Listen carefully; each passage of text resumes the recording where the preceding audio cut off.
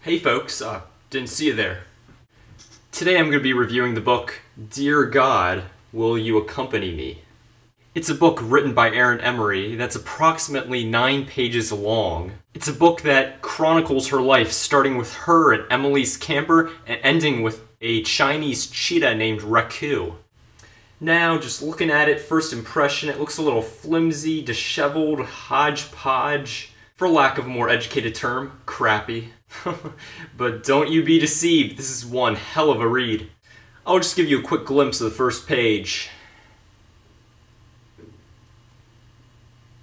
Looks like a little kid wrote it, right? Well, quite frankly, a little kid did write this. You see, the author, Erin Emory, actually wrote this when she was around 9 or 10 years old. And tell you the truth, this is thoroughly illuminating. This successfully presents and captures an early look. A look at the early years of her life. Everything from the strife, the struggles, the good times, the prosperity. And perhaps the most interesting part, this book is made out in the form of journal entries. It chronicles days off and on from May 6th, 2005 through July 1st, 2005. Yes, that's a really short time span, but you still get a terrific sense of what her life was all about, the kind of person she was. Now here's the real kicker. How should I say this? She goes to my school. Yeah, she's not 9 or 10 years old now, she's somewhere around 16 or 17 years old. But still, in essence, she still acts like these pages reflected her as. Now, I wouldn't be surprised if you haven't heard of Erin Emory. She's a very low-key author. In fact, I'm pretty sure this is the only book she's ever written. I have to check that out. But it's by no means bad for her first book. It's quite respectable. It's certainly raked in a lot of cash. So despite her fame, she still attends high school. She's donated quite a lot of money to the school. And she's just one of those students who every morning has to ride to school in a Porsche, creating a huge scene. And she talks to me, or at least acknowledges my presence, which I'm fairly content with. It's not every day that a best-selling author talks to you on a daily basis. And some days after lunch, you may get lucky. She may decide to do a book signing, and I swear it's insane. I mean, what was it? Last Tuesday, she had a book signing, and I swear, the whole student body was there lining up to get some signatures from her. They just lined around the entire cafeteria. The faculty was even clamoring for a signature. There were all these fights breaking out, judging who was next in line. Certainly a unique experience. But as I said, we're on speaking terms, acquaintances if you will. She's happy to give me her signature whenever I want. All in all, she's a respectable person, though that premium leather handbag imported directly from Italy for her, that's a little over the top, but whatever. The lifestyle of the mega rich and famous, I'll never understand it. She has her small group of good friends, all fairly wealthy. How ironic.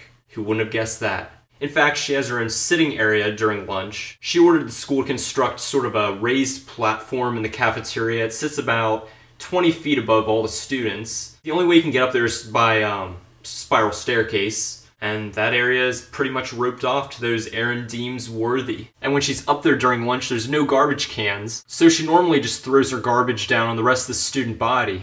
It's not bad. I mean, hey, you grab that garbage, find proof that it's her garbage, and you can sell it for a quick buck on eBay. She even has her own grading system. Normally, the highest you can go is an A. Well, she's allowed to get a double A. She even went so far as to make the school build a special staff for her. It's essentially just a long, pure gold rod, almost like a cane. It says number 1 on the top. And at the other end of the staff, there's a taser. So if you give her a weird look in the halls, you're gonna be smelling burning flesh. And it's not gonna be hers. She even ran cross country last year when I was on the team. As most of you already know, a standard high school cross country course is 3.1 miles in length, or 5 kilometers. Hence, it's known as a 5K. Well, due to her social status, she was given a slight cutback. She only had to run the final 100 meters of the cross country course. She would basically just slowly walk, taunting us, taking her good old time. She would win every time. Won districts, won states, won nationals. In fact, she isn't running it this year because she claims it's too easy. As far as I know, she's now taken up soccer. That, again, due to her social status, some adjustments are made. For instance, whenever she plays in a game, a special custom-made goal is rolled out. It's about 10 times larger than your standard soccer goal. And then usually the goalie is taken away, along with the defense. But I'm rambling on, and I'm making her sound like a worse person than she really is. So in fact, here on camera, I'm going to read out loud a couple of these journal entries, and you'll see the pure person she really is at heart. May 6th, 2005. Dear God, today was very fun. I spent the day at Emily's. It was very fun. We had pizza, we rode bikes, we went to the creek, and it was great. Later on, we are going to watch a series of unfortunate events. Emily has a brother named Jeffrey. He is 16 years old. Today, me and Emily are going to sleep in her camper. Today was the best day ever. May 7th, 2005. Dear God, today was great. Me and Emily and her mom went with her dad, went to a thing called Felton Days. I got a baby doll named Grace. I think Grace is very cute. Except her arm hair. Except her arm hair and leg fell off. Oh, that's a shame. Emily's mom superglued the hair back on, and when I got home, I glued the arm back, and then it fell off again. Well, I'll see you tomorrow. That's downright depressing. Maybe I don't want to see you tomorrow. May 8th, 2005. Dear God, happy Mother's Day. Today was okay. We had some of the family up. My cousins came over and we played. Stephen Laitland and their mom came over today. I made my mom about 4 cards. Sam made Mom a card that had a beautiful picture of our house on it. Oh well, it is time for bed. Good night. Heartfelt stuff. May 9th, 2005. Dear God, today was okay. I went to school like every other day, except today was rather good because today we got our yearbooks. Gotta love those yearbooks. I had a lot of people sign it, like Kim, Tasha, Lindsay, Julia, Brendan, Kevin, Caitlin, and Rose. Oh, and guess what? I was in 3 out of 5 pictures. Gee whiz. For our class. And one last thing, she crossed out the name. How could she? Good night. Who does she like? God, the suspense is killing me. I'm not gonna be able to fall asleep tonight.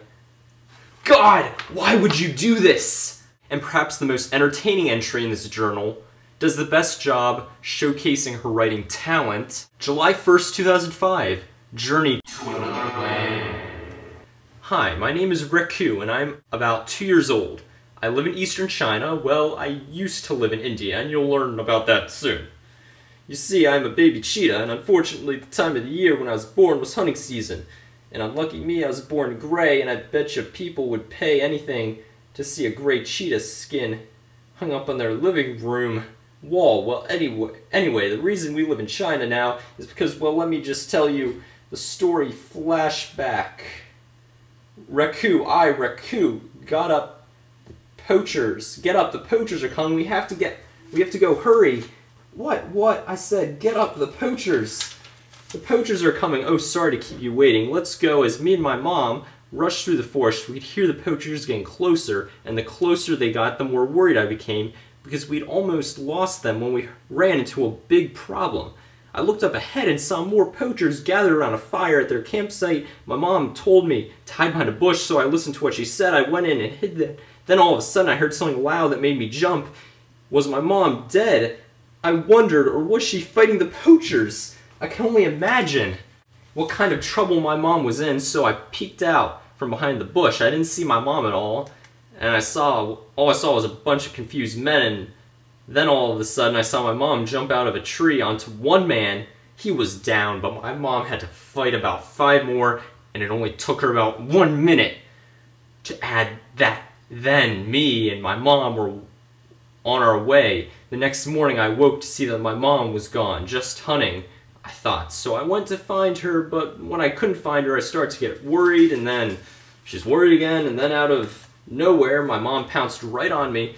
But I didn't know if it was my mom, so I slung around and scratched her on the arm. Then my mom cowed her lips back in an evil smile. Just testing you, yeah, then. We both started teasing each other until we heard a loud bang, and me and my mom both said the same thing, preacher, poachers. Then Mom picked me up and started to run. Finally, we got to a waterfall, and we got some water and some fish, and we were finished. My mom called me over to her, and she started telling me something that would change my life forever. Riku and I know it may sound hard, but we have to leave India and go to China. I almost screamed. But Mom, it will take forever to get there, and we'll never make it. But did Mom listen? Of course not. And within 24 hours, we were on our way. It seemed like forever. Wow. What a tale. And so, folks, I would normally say to check this out, though you aren't going to find this in your nearest bookstore, due to the fact that it was taken off of shelves about a year ago because many companies thought this book was too popular. So basically, the only copy of this book that you can find is, well, right here. So if you want to obtain this book, you're going to have to kill me first. And so I'd have to give the book Dear God, Will You Accompany Me by Erin Emory a 5 out of 5. Truly a unique and one-of-a-kind reading experience. It really just takes hold of all the reader's emotions and just tosses them everywhere. You have your tear-jerking moments, your startling moments, those heartwarming moments. So pleasant. So as always, please like, comment, and subscribe if you enjoy what you're seeing. I'll catch you guys right back here next time. And keep your eye out for Erin Emory in the future. She's going to take the world by storm.